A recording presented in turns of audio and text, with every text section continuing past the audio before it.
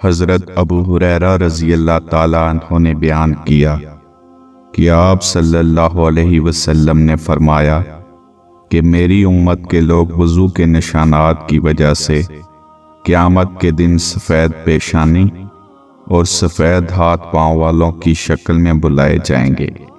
تو تم میں سے جو کوئی اپنی چمک بڑھانا چاہتا ہے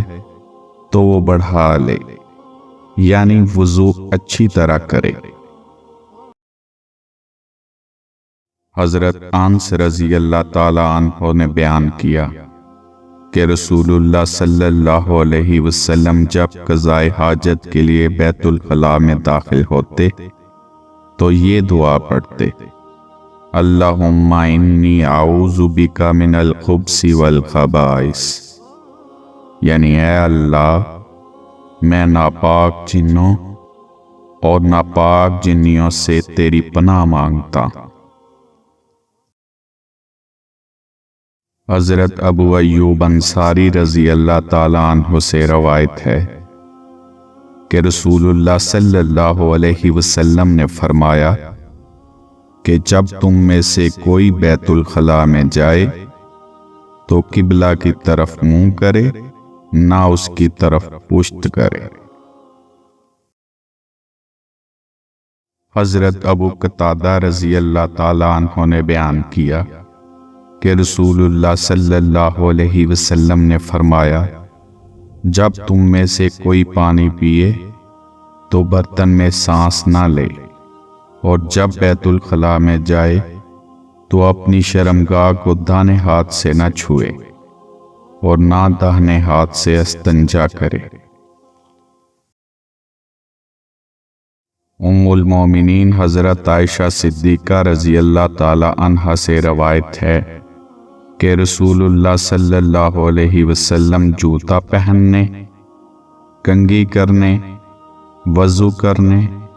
اور اپنے ہر کام میں داہنی طرف سے کام کی ابتدا کرنے کو پسند فرمایا کرتے تھے۔ حضرت انس بن مالک رضی اللہ تعالیٰ عنہ سے روایت ہے کہ میں نے رسول اللہ صلی اللہ علیہ وسلم کو دیکھا کہ نماز عصر کا وقت آ گیا ہے۔ لوگوں نے پانی تلاش کیا، جب انہیں پانی نہ ملا تو رسول اللہ صلی اللہ علیہ وسلم کے پاس ایک برتن میں وضو کے لیے پانی لایا گیا۔ رسول اللہ صلی اللہ علیہ وسلم نے اس میں اپنا ہاتھ ڈال دیا اور لوگوں کو حکم دیا کہ اسی برتن سے وضو کریں۔ حضرت انس رضی اللہ تعالیٰ عنہ فرماتے ہیں، میں نے دیکھا کہ آپ کی انگلیوں سے پانی چشمے کی طرح ابل رہا ہے، یہاں تک کہ قافلے کے آخری آدمی نے بھی وضو کر لیا۔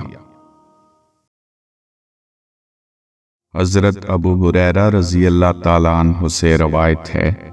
کہ رسول اللہ صلی اللہ علیہ وسلم نے فرمایا کہ جب کتا تم میں سے کسی کے برتن میں سے کچھ پی لے تو اس کو 7 مرتبہ دھو لو تو وہ پاک ہو جائے گا۔ حضرت عدی بن حاتم رضی اللہ تعالیٰ عنہ نے بیان کیا کہ میں نے رسول اللہ صلی اللہ علیہ وسلم سے کتے کے شکار کے متعلق دریافت کیا تو آپ صلی اللہ علیہ وسلم نے فرمایا کہ جب تو اپنے سدائے ہوئے کتے کو چھوڑے اور وہ شکار کر لے تو اس شکار کو کھا، اور اگر وہ کتا اس شکار میں سے خود کچھ کھا لے تو تم اس کو نہ کھاؤ، کیونکہ اب اس نے شکار اپنے لیے پکڑا ہے۔